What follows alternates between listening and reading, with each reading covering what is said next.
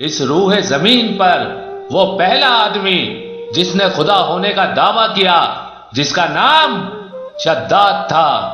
شداد کے دربار میں کچھ اہل ایمان آئے، اس کو توحید کی دعوت دی، اللہ کی طرف آنے کی دعوت دی۔ شداد نے ان لوگوں کا مذاق اڑایا اور کہنے لگا، جس خدا کی تم عبادت کرتے ہو، جس خدا کی عبادت کی تم مجھے دعوت دے رہے ہو، کون ہے وہ؟ اہل ایمان کہنے لگے، وہ ایک اکیلا اللہ وحدہ لا شریک ہے، اس کی قدرت میں تمام اختیارات ہیں۔ شداد نے کہا، مجھے دیکھ رہے ہو؟ یہ مال و دولت دیکھ رہے ہو؟ یہ سلطنت دیکھ رہے ہو؟ یہ غلام دیکھ رہے ہو؟ یہ کنیزیں دیکھ رہے ہو؟ تو تم مجھے یہ کہہ رہے ہو کہ تمہارا خدا وحدہ لا شریک ہے؟ تو دیکھ لو، مجھے تمام تر اختیارات حاصل ہے، جو میں چاہتا ہوں کر دیتا ہوں، جب چاہتا ہوں کر دیتا ہوں۔ اہل ایمان کہنے لگے، اس دنیا کا ہر آدمی اس کو جواب دہ ہے اور وہ کسی کو جواب دہ نہیں ہے۔ شداد نے کہا، یہ سلطنت دیکھ رہے ہو؟ یہ غلام، یہ کنیزیں، یہ سب کے سب مجھے جواب دہ ہیں، میں کسی کو جواب دہ نہیں ہوں۔ کس کی جرت ہے اس سلطنت میں جو مجھ سے سوال کرے؟ اللہ کے ولیوں نے کہا، دیکھو، اپنی ضد پر مت اڑو، اگر تم ایمان لے آؤ گے تو تمہیں اس کا فائدہ ہوگا، اگر تم ایمان لاؤ گے تو اس سلطنت کے، اس حکومت کے کرنے کے بعد جب ایک روز تم مر جاؤ گے تو اللہ تمہیں جنت میں داخل کرے گا اور وہ ہمیشہ قائم رہنے والی جگہ ہوگی۔ شداد نے کہا، جنت یہ کیا ہے؟ جنت کیا ہوتی ہے؟ ان اہل ایمان نے کہا، جنت میں باغات، محلات، دودھ، شہد، نہریں، حوریں، ایسی جنت ہوگی جس میں جو چاہو گے ملے گا، اس کی نعمتیں کبھی ختم نہیں ہوں گی، جو کچھ تم سوچ سکتے ہو وہ ملے گا۔ شداد نے کہا، اچھا۔ شداد نے اپنا حکم نامہ جاری کیا، فوراً سے میری سلطنت کے بہترین ماہرین تعمیرات کو بلوایا جائے، حاضر کیے جائے فوراً۔ سارے ماہرین فوراً جمع ہو گئے۔ شداد نے اہل ایمان سے کہا، ذرا دوبارہ بتائیے گا جنت کیسی ہوگی؟ اہل ایمان نے دوبارہ بتایا، سارا نقشہ بتایا۔ انہوں نے دوبارہ اس لیے بتایا کہ شاید یہ ایمان لے آئے۔ شداد نے اپنے ماہرین سے کہا، سن لیا؟ ماہرین نے کہا، جی سن لیا۔ شداد اہل ایمان سے کہنے لگا، آپ یہ کہتے ہیں کہ آپ کا رب جنت کا خالق ہے اور جنت کا مالک ہے؟ اب یہ دیکھو کہ شداد کیسی جنت بناتا ہے، دیکھو اب میں کیسی جنت بناتا ہوں، میں بتاؤں گا جنت کیسی ہوتی ہے۔ اب اس نے سینکڑوں ماہرین جو بلوائے تھے ان میں سے ہر ایک کے ماتحت کئی سو ماہرین مقرر کر دیے اور حکم جاری کر دیا، جنت کا نقشہ تیار کیا جائے، جنت بنائیں گے ہم، اور ایسی جنت ہوگی کہ دیکھنے والا دیکھتا ہی رہ جائے گا۔ ساتھ ہی بادشاہ نے سینکڑوں میل وسیع زمین کے ٹکڑے کو جنت بنانے کے لیے مختص کر دیا۔ شداد نے حکم جاری کر دیا، پوری مملکت سے سونا، چاندی، ہیرے، جواہرات جمع کیے جائیں۔ ہزاروں ٹن سونا جمع کیا گیا، چاندی جمع کی گئی، حکم دیا گیا سونے چاندی کی اینٹیں بنائی جائیں۔ شداد نے پوری دنیا سے پھلوں پھولوں کے پودے جمع کروا کے تعمیرات ہونے والی جنت میں پہنچوائے۔ جیسا ہم نے جنت کا نقشہ سنا ہے اس میں کوئی کمی باقی نہ رہے۔ پھر اس نے 4 عظیم و شان نہریں بنانے کا حکم دیا، پھر ان نہروں کو دودھ سے، شراب سے، شہد سے اور صاف پانی سے بھرنے کا حکم دیا۔ پوری دنیا کا کوئی ایک ایسا پھلدار درخت نہیں تھا یا کوئی ایک ایسا پھلدار پودا نہیں تھا جو شداد کی تیار کی گئی جنت میں موجود نہ ہو۔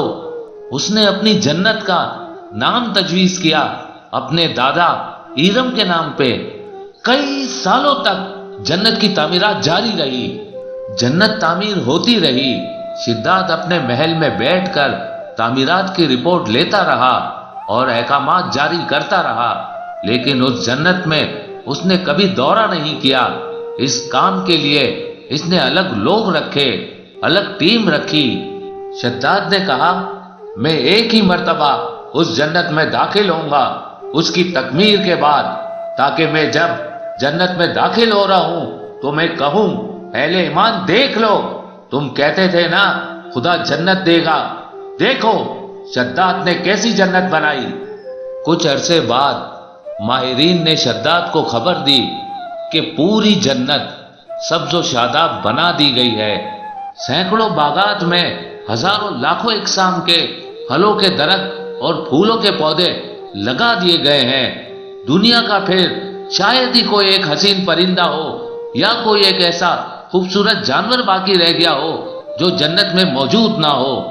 جب اسے خبر دی گئی کہ شہد، دودھ، شراب اور پانی کی نہریں رواں کر دی گئی ہے، جب اسے خبر دی گئی کہ بادشاہ کے مرکزی محل جو سونے چاندی کی اینٹوں سے بنایا گیا ہے، اس کے علاوہ بادشاہ کے وزراء، بادشاہ کے مصاحف کے لیے بھی محلات تعمیر کیے جا چکے ہیں اور ہر رہائشی کے لیے انواع و اقسام کے کھانے تیار کیے جا رہے ہیں، بس بادشاہ سلامت اب ایک چیز کی کمی ہے، وہ آگ کی کمی ہے۔ شداد نے حکم نامہ جاری کیا، شداد اپنی بنائی ہوئی جنت میں داخل ہوگا۔ تمام وزراء، تمام مصاحف، تمام شاہی خاندان کے افراد، تمام امور سلطنت چلانے والے، تمام لوگ ایک عظیم و شان قافلے کی شکل میں ایرم نامی جنت کے لیے روانہ ہو۔ عوام کو حکم دیا گیا لاکھوں کی تعداد میں میرا استقبال کیا جائے، عوام شاہی قافلے پر پھول نشاور کرے۔ جنت میں بادشاہ کے داخلے کا وقت ہے، شاہی قافلے کی گزرگاہ پر قیمتی قالینیں بچھا دیے گئے، نہ فلک میں اس سے پہلے یہ نظارہ دیکھا تھا، نہ زمین پہ اس سے پہلے کوئی اس طرح کا قافلہ گزرا تھا۔ ایک انسان اپنے تکبر کی اس انتہا تک پہنچ چکا تھا جہاں اس کے دماغ میں یہ بات سوار ہو چکی تھی، کیونکہ وہ جو چاہتا تھا ہو جاتا تھا، وہ جو چاہتا تھا اسے بنا لیتا تھا، اور چونکہ ایسا صرف خدا کر سکتا ہے اس لیے وہ خدا ہے، اور یہی بتانے کے لیے وہ اپنے عظیم و شان شاہی لشکر کی قیادت کرتا ہوا پورے جاہو جلال کے ساتھ اپنی بنائی ہوئی جنت کی طرف رواں دواں ہے۔ پھر وہ اپنی جنت کے دروازے تک پہنچ جاتا ہے۔ دروازے سے ہی جنت کا نظارہ اتنا حسین تھا کہ وہ خود ایک لمحے کو حیران ہو گیا۔ اب یہ وہ لمحہ تھا کہ جنت میں اس کے داخلے کا اشتہار اپنی انتہا کو پہنچ چکا تھا۔ بس اب وہ لمحہ آ گیا ہے کہ جب میں جنت میں داخل ہوں گا پھر اس سارے اہل ایمان کو بلاؤں گا کہ دیکھو یہ آخری بات بھی پوری ہو گئی، تم کہتے تھے نا کہ یہ کرو یہ کرو یہ کرو، کیوں کرو؟ اس لیے کہ اجر ملے گا، جنت، یہ دیکھو جنت تو میرے سامنے ہے۔ شداد اپنی بنائی ہوئی جنت تیار کر چکا ہے، جنت تیار ہو گئی ہے، اندر لوگ استقبال کے لیے موجود ہیں، باہر لوگ استقبال کے لیے کھڑے ہوئے ہیں۔ ایک عجیب و غریب عالم ہے، قوم کے لوگ قطاریں بنائے ہوئے کھڑے ہوئے ہیں، یہاں تک کہ اب وہ لمحہ آ گیا ہے کہ جب شداد نے، جب بادشاہ وقت نے، جب زمینی خدا نے اپنی جنت میں داخل ہونا ہے، زمینی خدا آگے بڑھتا ہے کہ اچانک ایک اجنبی اس کے اور جنت کے دروازے کے درمیان حائل ہو گیا۔ شداد کو جلال آ گیا، تم جانتے نہیں ہو میں کون ہوں، راستے میں آ گئے ہو۔ اجنبی نے جواب دیا، جانتا ہوں تو کون ہے، تو ہی ہے نا جھوٹی خدائی کا دعوے دار شداد۔ شداد نے قدر حیرت سے پوچھا، تم کون ہو؟ اجنبی نے کہا، میں حقیقی خدا کی طرف سے بھیجا گیا ہوں، ملک الموت ہوں، اور اس لیے بھیجا گیا ہوں کہ تیری روح تمام انسانوں کے سامنے قبض کر کے ان کو بتاؤ کہ تو جھوٹا اور آسمان والا خدا سچا ہے۔ اب شداد سمجھ گیا کہ جھوٹی خدائی کا پول کھل گیا ہے، لیکن دل میں ابھی وہ خواہش باقی ہے۔ دل میں اب ایک ہی خواہش ہے کہ مرنے سے پہلے کم از کم ایک مرتبہ اپنی بنائی ہوئی جنت کا اندر کا نظارہ نہ بھی کر سکوں، اپنی بنائی ہوئی جنت میں قدم تو رکھ سکوں۔ ملک الموت سے اس نے مہلت مانگی۔ ملک الموت نے کہا، ارے تو کیسا خدا ہے، تیرے پاس اتنا اختیار بھی نہیں ہے کہ اپنی بنائی ہوئی جنت میں قدم بھی رکھ سکے۔ شداد نے کہا میں اپنی جنت میں ضرور داخل ہوں گا۔ یہ کہہ کر شداد نے ایک پیر گھوڑے کی رکاب سے نکالا، دوسرا پیر زمین پر رکھنے کے لیے ابھی پیر بڑھایا ہی تھا، ملک الموت نے تمام انسانوں کے سامنے شداد کی روح اس انداز سے قبض کی کہ نہ وہ آسمان پر تھا اور نہ زمین پر تھا، اور روح قبض ہوتے ہی انتہائی بے بسی کی عالم میں زمین پر آ گرا۔ انتہائی بے بسی کی عالم میں زمین پر آ گرا۔